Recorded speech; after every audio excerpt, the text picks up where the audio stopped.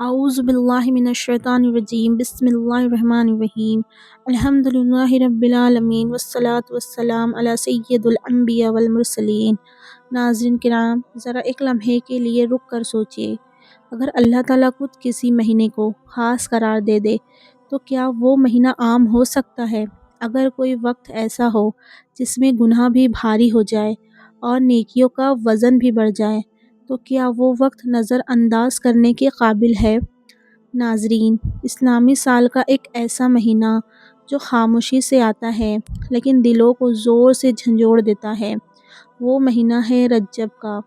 آج اس ویڈیو میں ہم جانیں گے رجب کیا ہے، یہ مہینہ کیوں خاص ہے، اللہ نے اسے عظمت کیوں دی اور ہمیں اس مہینے کو ضائع کیوں کر دیتے ہیں۔ ویڈیو آخر تک ضرور دیکھیے گا کیونکہ شاید یہ باتیں آپ کے دل کو بدل دے۔ رجب کیا ہے؟ ناظرین، اسلامی سال 12 مہینوں پر مشتمل ہے، لیکن ان 12 میں سے 4 مہینے حرمت والے ہیں۔ اللہ تعالیٰ قرآن مجید میں فرماتے ہیں، بے شک مہینوں کی گنتی اللہ کے نزدیک 12 ہے، ان میں سے 4 حرمت والے ہیں۔ یہ 4 مہینے ہیں ذو القعدہ، ذو الحج، محرم اور رجب۔ رجب ان 4 مہینوں میں منفرد ہے، کیونکہ یہ اکیلا آتا ہے، اس لیے اسے رجب المفرد کہتے ہیں۔ حرمت والا مہینہ ہونے کا مطلب یہ ہے کہ اس میں گناہ زیادہ سنگین ہو جاتے ہیں، نیکیوں کا اجر کئی گنا بڑھ جاتا ہے، ظلم، لڑائی، فتنہ، سخت ناپسندیدہ ہو جاتا ہے۔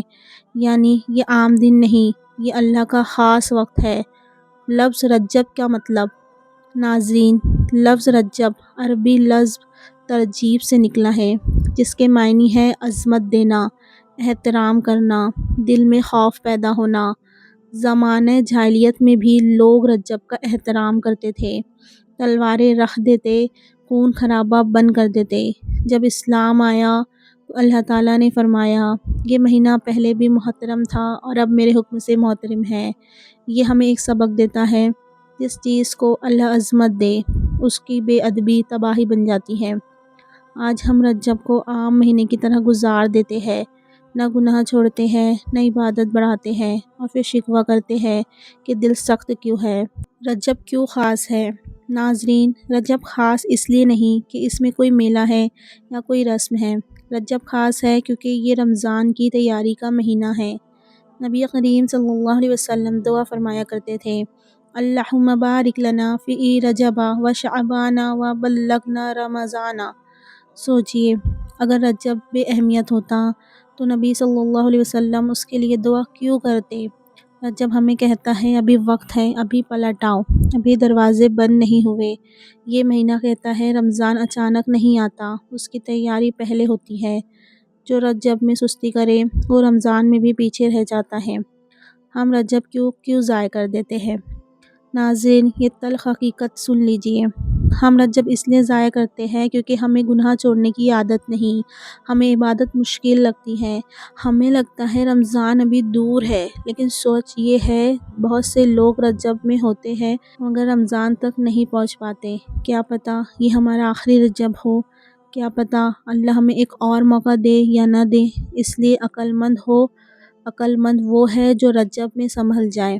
رجب ہمیں کیا پیغام دیتا ہے؟ ناظرین، رجب کا پیغام بہت سادہ ہے، گناہ چھوڑ دو، نماز سے جڑ جاؤ، اللہ کی طرف لوٹ آؤ۔ یہ مہینہ ہمیں کہتا ہے ابھی نہیں بدلو گے تو پھر کب بدلو گے؟ آج ایک فیصلہ کر لیجئے، میں رجب میں گناہ کم کروں گا، میں رجب میں اللہ کو یاد کروں گا، میں رجب کو ضائع نہیں کروں گا۔